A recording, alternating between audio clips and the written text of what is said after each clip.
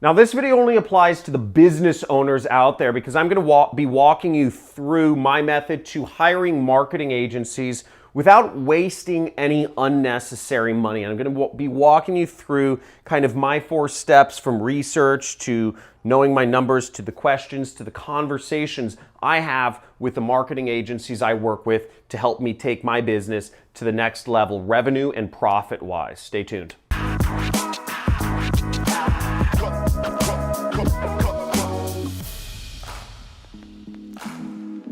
Now, I don't play around in my business. I don't like losing money, and I don't like doing a lot of work. I don't have any employees that work for me. I have 0 employees that work for me, and we do $3.4 million per year. Now, to be able to do that sort of numbers, you have to have a lot of people that, even though they're not my employees, I need a lot of help. And that's why I work with a lot of different marketing agencies to help advertise my company, manage other aspects of all the stuff related to running a business here. Now, the way I start is I start everything with competitor research. I don't hire a company unless I know they're working with my competitor who's more successful than me.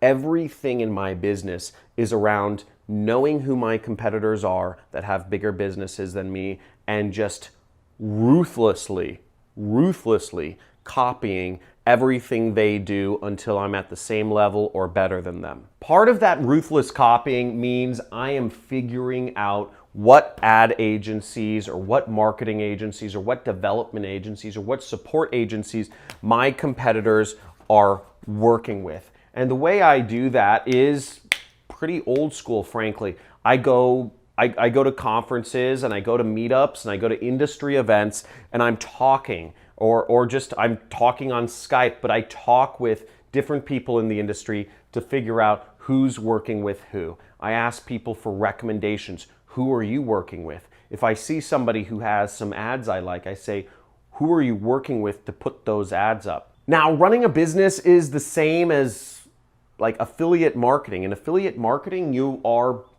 basically copying, the best way to do affiliate marketing is to copy ads that are already working for somebody else. It's no different in business. You can just simply find a business that you like and copy as many aspects of it as you can or that you can afford. It's not difficult. You can hire people's employees from them. You can hire their agencies from them. You can do anything. You can to get whatever your competitor is doing, whatever relationships your competitor has, whatever media outlets or key figures that are in that company, you can always find a way to get some of that for yourself, either by hiring the same agencies I found is the lowest hanging fruit to literally stealing your competitor's business. So as I said, I talk with a lot of my competitors. I do research. One other way that I found with mediocre results is actually looking up different ad agencies and seeing who they post as client testimonials. Sometimes you'll see somebody post a client testimonial and they'll be one of my competitors, and then I'll try to work with that agency. I'll at least test them out. The next important thing in terms of hiring a marketing agency or a freelancer, or whoever you're hiring to help your business, is knowing your numbers, okay? Know what you're willing to spend with that freelancer or that agency or that consultant. Know what numbers you need to back yourself into. Now, for my business, I'm willing to spend up to $20,000 per marketing agency I work with. But again, I'm only looking to work with a very specific type of marketing agency, and they need to have been working with one of my competitors and produced results for them. So that narrows the field a lot. But if I know my numbers, I know I'll never lose money. My risk tolerance in my business is $20,000. It may be different in your business, but I stick very firmly to my risk tolerance in my business. I'm willing to spend $20,000 to test out a new agency, and then I will measure if I got results or if I didn't. Usually, I either lose a lot of money or I'll make a ton of money. There's generally no in between. There's generally no judgment calls. It's either A or B. Now, before I work with an agency, I come prepared with a lot of questions, okay? You want to ask whoever you're thinking of working with a lot of questions to see if they're a good fit. Now, the questions I ask people are, these are some of the following questions. I ask them if they are doing the work themselves or if they're working with contractors, if the people they're working with are in-house, meaning in an office. I ask the people if they're employees, first of all. An employee means they're working only for this person, or if they're contractors. And if an ad agency I'm hiring is working with contractors, it means the people they're working with can work for anyone. I give preference to people who are working with employees, meaning that it means the agency has a stable business and they are working exclusively with certain people that I wouldn't be able to work with otherwise. The other question I ask people is how much is their largest client spending with them per month? Or a variation of that is for non-marketing agencies is what are the results that their largest client is getting with them as a direct result of their work. I want to know what the top level of this agency is, what the potential I have to gain from working with a particular marketing agency. Now, in my business, the way I manage my business is I only look at opportunities that can potentially double my business. Again, I'm not interested in working with a marketing agency who can make me an extra $100,000 a month. I'm only interested in working with marketing agencies that can make me an extra $500,000 per month in gross revenue. That's very important to me. So that narrows the field, and that means I'm only working with agencies in certain fields of marketing. Now, I also ask the agencies I'm working with, who are their other clients that are similar to me? Again, this is sort of a loaded question because oftentimes I've already done my research and I already know or have heard of that they are working with a similar client to mine or one of my competitors. I look to verify that information and see if they actually name that they're working with a competitor of mine because that's important to me. Again, I want to work with people who are doing effective advertising in the same field as me. I don't like taking risks and I don't like taking unnecessary risks. Other questions I ask are, what is the role of the person I'm talking to, or what is the role of the owner of the agency? Are they doing any hands-on work themselves, or are they sort of just an account manager, or am I going to be handed off to an account manager and be working with other employees?